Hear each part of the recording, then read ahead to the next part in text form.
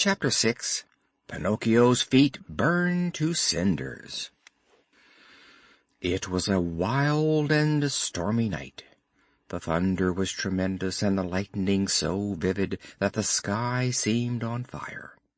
Pinocchio had a great fear of thunder, but hunger was stronger than fear. He therefore closed the house door and made a rush for the village, which he reached in 100 bounds, with his tongue hanging out and panting for breath like a dog after game. But he found it all dark and deserted. The shops were closed, the windows shut, and there was not so much as a dog in the street. It seemed the land of the dead. Pinocchio, urged by desperation and hunger, took hold of the bell of a house and began to ring it with all his might, saying to himself, "That will bring somebody."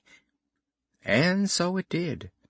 A little old man appeared at a window with a nightcap on his head and called to him angrily, "What do you want at such an hour?" "Would you be kind enough to give me a little bread?"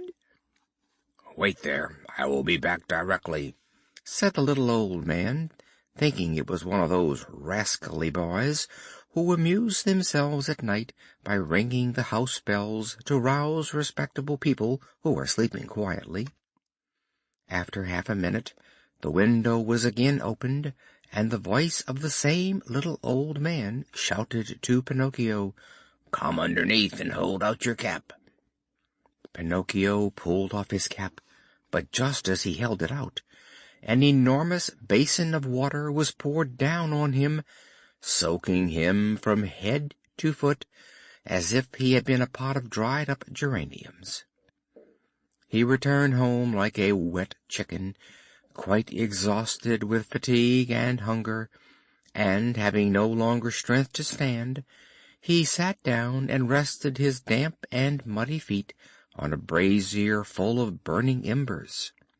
And then he fell asleep, and while he slept his feet, which were wooden, took fire, and little by little they burnt away and became cinders. Pinocchio continued to sleep and to snore as if his feet belonged to some one else. At last, about daybreak, he awoke because some one was knocking at the door. "Who is there?" he asked, yawning and rubbing his eyes. "It is I," answered a voice, and Pinocchio recognized Geppetto's voice. End of chapter 6.